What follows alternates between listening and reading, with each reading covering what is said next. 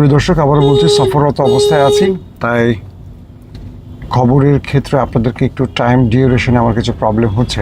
গত দুদিন আপনাদের খবর দিতে পারিনি, এটার জন্য অনেকে আমাকে কমেন্ট করেছিলেন। আমি আপনাদেরকে ইরান আমেরিকার সর্বশেষ ব্রেকিং খবরগুলো দিতে চাই একদম সংক্ষিপ্ত আকারে।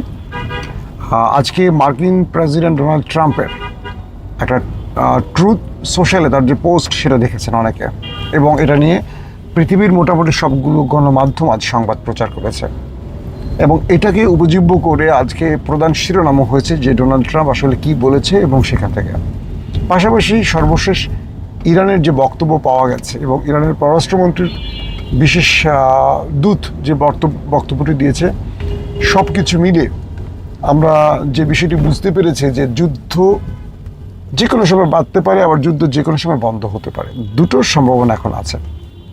প্রথম, ডোনাল্ড ট্রাম্প আজ তার ট্রুথ সোশ্যালে বলেছেন তার সাথে মুসলিম উম্মার বা মুসলিম বিশ্বের গুরুত্বপূর্ণ রাষ্ট্রপ্রধানদের সাথে কথা হয়েছে। এর মধ্যে রয়েছেন তুর্কি প্রেসিডেন্ট রজব তাইয়্যিপ এরদোয়ান, রয়েছেন পাকিস্তানের ফিল্ড মার্শাল আসিম মনির, রয়েছেন সৌদির ক্রাউন প্রিন্স বা সৌদির বর্তমান প্রধানমন্ত্রী মোহাম্মদ বিন সালমান, আরব আমিরাতে রয়েছেন মোহাম্মদ বিন জায়েদ আল নাহিয়ান, রয়েছেন কাতারের Sheikh Tamim bin Hamad Al Thani, রয়েছে জর্দানের দ্বিতীয় আবদুল্লাহ, রয়েছে বাহরাইনের, রয়েছে মিশরের আব্দুল ফাত্তাহ আল সিসি। ওই তো মোটামুটি এরাই ছিলেন। তো এদের সাথে সবার সাথে আজকে ডোনাল্ড ট্রাম্পের টেলিফোনে তিনি ওভাল অফিসে ছিলেন মার্কিন প্রেসিডেন্ট ডোনাল্ড ট্রাম্প, তখন এই মুসলিম বিশ্বের রাষ্ট্রপ্রধানদের সাথে কথা বলেছিলেন। কথা বলার একটি পর্যায়ে সবাই ইরানের সাথে আমেরিকার যুদ্ধ বন্ধে ট্রাম্পকে সহযোগিতা করেছে। তারা বলছেন যে আমরা চাই এই অস্থিরতা থেকে মিডল ইস্ট একটা সমাধানে আসুক, এবং ট্রাম্প মুসলিম বিশ্বের এই যেই লোকদের মানে রাষ্ট্রপ্রধানদের নাম বললাম, এদেরকে ট্রাম্প ধন্যবাদ দিয়েছে যে এরা ট্রাম্পকে যথেষ্ট সহযোগিতা করেছে। এবং ট্রাম্প সেখানে যে বিষয়গুলো বলেছে যে ইরান বা বিশ্ব গণমাধ্যম যে সংবাদগুলো দিয়েছে সেটা হলো যে ইরান সব বিষয় মেনে নিয়েছে। কি মেনে নিয়েছে?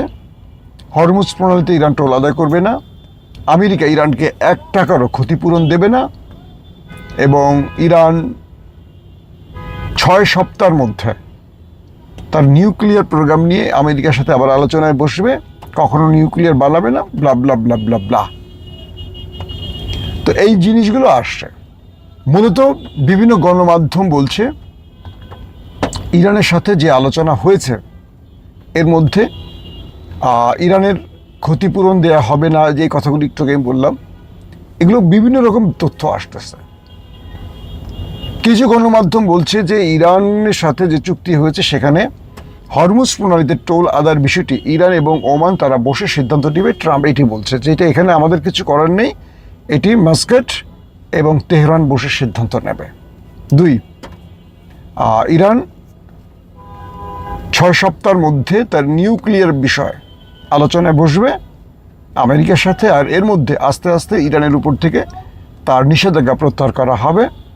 আমেরিকা তার নেভাল ব্লকেট তুলে দেবে, অর্থাৎ হরমুজ বা ওমান সাগর থেকে তারা আস্তে আস্তে চলে যাবে। ইরান তার হরমুজ প্রণালী যে অবরোধ আটকে রেখেছে টোল আদায়ের জন্য, সেখান থেকে ইরান আস্তে আস্তে চলে যাবে। এরকম অনেকগুলো বিষয় তারা বলছে যে ইরান নাকি সম্মত হয়েছে। পরক্ষণে ইরানের কয়েকটি গণমাধ্যম আমি চেক করলাম, এবং সেখানে তারা বলা হয়েছে যে না, আমেরিকা এখানে আবারও 2 নম্বরই শুরু করেছে। ইরান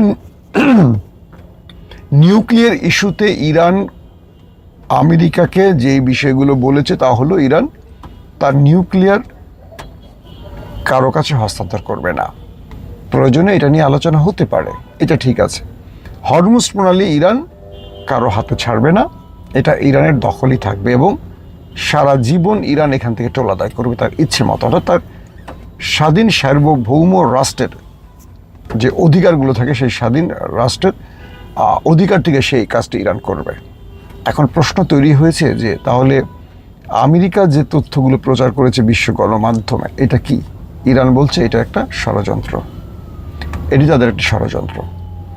আর অন্যান্য দেশ, অর্থাৎ ট্রাম্পের যে পোস্ট, যেখানে এতগুলো রাষ্ট্রপ্রধানের নাম আমি বললাম আপনাদের, যাদের সাথে আলোচনা করে এমন সিদ্ধান্ত ট্রাম্প নিয়েছেন, তাদের এখনও কোনো বক্তব্য পাওয়া যায়নি।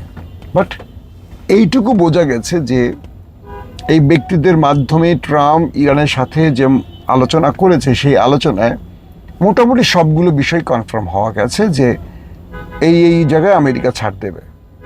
দুটো বিষয়, অর্থাৎ নিউক্লিয়ার যে প্রোগ্রাম, সেখানে 6 সপ্তাহ বা 1 মাস অথবা 60 দিন, এরকম 3টা তথ্য আসছে। ইরানের সাথে 60 দিন পর আমেরিকা আলোচনা করবে এই নিউক্লিয়ার ইস্যুতে।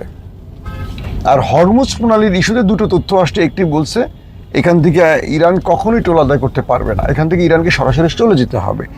আর আরেকটি তথ্য বলছে যে না, ইরান আর মাস্কাট, অর্থাৎ ওমান এবং ইরান সিদ্ধান্ত নেবে যে তারা এখান থেকে টোল নেবে কি নেবে না, কী পরিমাণ নেবে বা কীভাবে কী করবে। তো প্রশ্ন এই দুটো নিয়ে এখন অনেক রকম আলোচনা শুরু হয়ে গেছে ইতিমধ্যে। একটা বিষয় আমরা এটুকু বুঝলাম, এই লড়াইতে ডোনাল্ড ট্রাম্প ইসরায়েলকে বাদ দিয়ে, অর্থাৎ ইসরায়েল হলো এই যুদ্ধের এখন আমি বলতে পারি যে সবচেয়ে বড় ভিলেন। কারণ যে মুসলিম দেশগুলো ট্রাম্পের সাথে বসে আলোচনা করেছেন, টেলিফোনে হোক বা যেভাবেই হোক, ট্রাম্প তার সেই পোস্টে নেতানিয়াহুকে কোনো স্থান দেয়নি। এবং যে আলোচনা চলছে, যে আলোচনা ইরানের প্রস্তাবগুলো এতদিন ট্রাম্প মানবে না করে আজ মেনে নিচ্ছে, মোটামুটি মেনে নিয়েছে আমরা বলতে পারি, সেখানে দেখলাম নেতানিয়াহুর কোনো ইচ্ছার মূল্যায়ন করা হয়নি। অর্থাৎ নেতানিয়াহুকে এখন ট্রাম্প পুরো বাদ দিয়ে আউট অফ সিলেবাস তৈরি করেই কাজগুলো করছেন। আমি দেখলাম যে নেতানিয়াহুর স্টেটমেন্ট এসছে এরকম যে তিনি বলছেন যে ইরানের সাথে এই আলোচনাগুলো হবে ট্রাম্পের ভুল এবং ট্রাম্পকে অবশ্যই ইরানের বিরুদ্ধে হামলা করতে হবে। তিনি এখনও হামলা ইস্যু নিয়েই ব্যস্ত আছেন। এখন এই ক্ষেত্রে কি হবে? ট্রাম্প এখন নেতানিয়াহুকে পাত্তা না দিয়ে যে এগুচ্ছেন, এই ক্ষেত্রে কী হবে আসলে? এই ক্ষেত্রে যে বিষয়টি তৈরি হচ্ছে, ট্রাম্প তার ফেস সেভিং এবং এই যুদ্ধ থেকে সম্মান নিয়ে ফিরে যাওয়ার যে রাস্তাটি খুঁজছে, সেই রাস্তাটি মোটামুটি বাকি মুসলিম দেশ তৈরি করে দিয়েছে আমেরিকাকে। আর এইখান থেকে আমেরিকা একটা ফেস সেভিংয়ের মাধ্যমে চলে যেতে চায়। কিন্তু ইরানের ওই দুটো ইস্যু নিয়ে যে নাড়াচাড়া, একটা হরমুজ প্রণালীর টোল, একটি হলো নিউক্লিয়ার প্রোগ্রাম, এটিও মোটামুটি একটি আলোচনায় আসছে। তবে ইরানের লাস্ট বক্তব্য হলো ইরান এটা ছাড়বে না। ট্রাম্প বলছে এটা নাকি ইরান ট্রাম্পকে রাজি হয়ে গেছে। দুজনের বক্তব্যটার মধ্যে এখন দুটো না। তো ইতিমধ্যে ইরানের পররাষ্ট্রমন্ত্রীর বিশেষদের একটি বক্তব্য আমার খুব ভালো লাগছে। তিনি বলছেন রোমান রাজা, তিনিও একসময় পরাজিত হয়েছেন এবং আপোস করতে হয়েছেন। আজকে মনে হচ্ছে কোনো এক রাজা তিনি আপোস করে নিয়েছেন এবং তার এই আপোসটি পৃথিবী দেখতে পাচ্ছে। অর্থাৎ ডোনাল্ড ট্রাম্পকে নিয়েই তিনি এই পোস্টটি করছেন। বোঝা যাচ্ছে ডোনাল্ড ট্রাম্প শেষ পর্যন্ত ইরানের সবগুলো শর্তই মেনে নিতে যাচ্ছেন।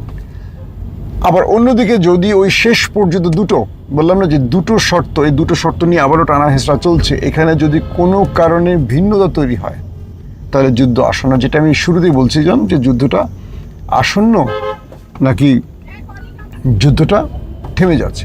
তবে আসার কথা হলো যে ট্রাম্পের পোস্ট পুরোপুরি আসার কথা। কারণ ট্রাম্প যে ব্যক্তিদের নাম বলছেন তাদের সাথে আলোচনার মাধ্যমে তিনি যুদ্ধ বন্ধের যে প্রক্রিয়া আসছেন, এটা নিঃসন্দেহে ভালো। যদি এটা ট্রাম্পের মিথ্যাচার হয়, ইরান যেটা বলছে যে না, এরকম কোনো আলোচনা তাদের সাথে হয়নি যে এই ইস্যুতে আমরা ছাড় দিব বাকি, ইরান বলছে যে এটা মিথ্যা, তাদের মিডিয়া অপপ্রচার, তাহলে আমরা মনে করতে পারি যুদ্ধটা এখনও চলমান, অর্থাৎ যে কোনো সময় শুরু হতে পারে। যে কারণে ইরানে এয়ার স্পেস বন্ধ আছে এখনও এবং তাদের যে জ্যামিং পদ্ধতিগুলো অ্যাক্টিভ আছে ইরানে। অর্থাৎ ইরান জানে আমেরিকা আলোচনার মধ্যে যে কোনো সময় অ্যাটাক করতে পারে, তাই সর্বোচ্চ প্রস্তুতি নিয়ে রেখেছে। এবং ইরান এই কথাটিও বলেছে, আমরা শত্রুকে প্রতিদিন 500 মিসাইল এবং ড্রোন অ্যাটাক করব, এই প্রস্তুতি নিয়ে আমরা এবার যুদ্ধ শুরু করতে যাচ্ছি। অর্থাৎ ইরানকে আক্রমণ করলে ইরান তার শত্রুর টার্গেটে প্রতিদিন 500 ড্রোন এবং মিসাইল মারবে, এই ঘোষণাটি দিয়েছে। এটা আমি আজকে সকালের লাইভে আপনাদেরকে বলেছি দর্শক। তার মানে এখন আমরা যে বিষয়টি বুঝলাম, আমেরিকা আপ্রাণ ট্রাই করছে যে কোনোভাবে ইরানের সাথে এই লড়াইটা শেষ করা যেতে। কারণ ট্রাম্প এখানে অনেক বড় বাধার মধ্যে পড়ে গেছেন, তার গলায় কাটা আটকে গেছে, না বের করতে পারছেন না গিলতে পারছেন। এবং শেষ পর্যন্ত নেতানিয়াহুকে তিনি পাত্তা না দিয়ে একাই আলোচনাটা করতে চাচ্ছেন এবং মুসলিম বিশ্বের এই রাষ্ট্রপ্রধানদের নিয়ে আলোচনা করে তিনি ইরানের একটা ইরান থেকে এক্সিট নিতে চাচ্ছেন। আর ইরান এখনও তাকে আটকে রেখেছে ওই বড় দুটো ইস্যুতে, নিউক্লিয়ার এবং হরমুজ। কি হবে আসলে এই পরিস্থিতি? আমরা এটুকু বলতে পারি, আগামী কয়েক ঘন্টা ইরানের সাথে একটা শেষ বোঝাপড়া হবে, হতে পারে যুদ্ধ, হতে পারে সমাধান। বাট ট্রাম্প এবং নেতানিয়াহুর দুইমুখী বক্তব্যের পর, ট্রাম্প এবং ইরানের দুইমুখী বক্তব্যের পর শেষ সমাধানটা কি হবে সেটা দেখার জন্য আমরা অপেক্ষা করতে পারি।